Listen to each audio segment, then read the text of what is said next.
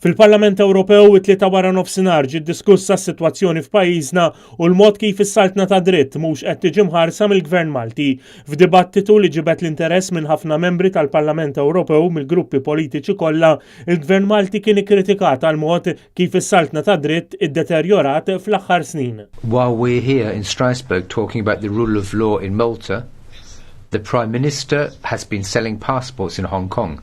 He calls that to promote investment and job creation in Malta. The truth is, we insinuate that the rule of law collapsed a long time before that murder and that this murder is one of the consequences of the total collapse of the rule of law in Malta. There's also the issue of press freedom in Malta and the Pilatus Bank, the situation there, setting certain limits. These are the questions that we have to ask in this particular chamber. Does Malta have the power to really implement the legislation that's in place? And is it really respecting the principles of the European Union? This is more like the Netflix series Narcos, where it's about Pablo Escobar, the drug trafficker. It doesn't seem to be about the EU, but unfortunately that is the reality in Malta.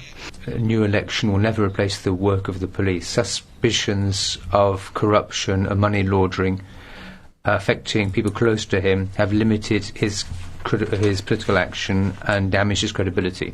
Some of Daphne's last written words were, "There are crooks everywhere you look, the situation is desperate." Well, depending on where you looked, you always saw the same thing. That's prominent people from Azerbaijan. Very prominent people from Azerbaijan in company of very prominent people from Malta, virtually half the leadership of the Labour Party. Be that the Prime Minister, be that the Prime Minister and his small party who travelled there unaccompanied and brought back I don't know what, or be that Mr Farrugia, who's still the Speaker of the Parliament of Malta and who's nothing better to do than regularly travel there. Malta is a beautiful country, but its government has let it down. We have journalists being assassinated. You have the press being targeted by a bank at the centre of serious criminal accusations. Why was nothing done to avoid this murder? And looking at the Maltese government, there really hasn't been an appropriate response from the government or the police service. And I would very much hope that the Commission will force Malta to uncover the truth. Interventi wkoll b'saħħithom mill-membri Ewroparlamentari f'isem il-Partit Nazzjonalista. Saltna tad-dritt inqeret meta bank li nqabad jaħsel il-flus ta' dittaturi mill-Azerbajġan jitħalla jopera f'Malta. Għaliex? Għax qed jaħsel ukoll il-flus ta' nies fil-Gvern Malti. Meta l-Kummissarju tal-Pulizija jintażel speċifikament minħabba l-inkompetenza tiegħu. Meta l-FIU, Aġenzija ta' kontra l-ħasil ta' flus, tirrapporta korruzzjoni estensiva u bla preċedent li timpliga lill-Gvern u l-Pulizija ma tieħu l-ebda azzjoni. Meta l-korruzzjoni titħalla għaddejja għaliex in-nies implikati huma nies fil-Gvern. Meta l-kultura ta' impunità issir in-norma f'pajjiż jikrolla kollox. Our Prime Minister spends his time addressing rallies, calling us traitors, claiming he is defending Malta from evil Europe.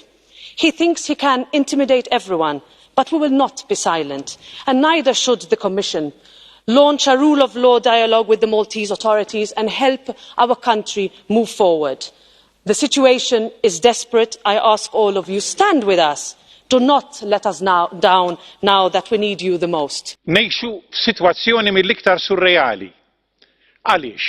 Għaliex illum min qiegħed jipprova jgħidilna li qiegħed jinvestiga l-qtil ta' Daphne Caruana Galizia u għall-istess persuna li ma għamel xejn biex jinvestiga l-iskandili kollha li żvelat Daphne Caruana Galizia.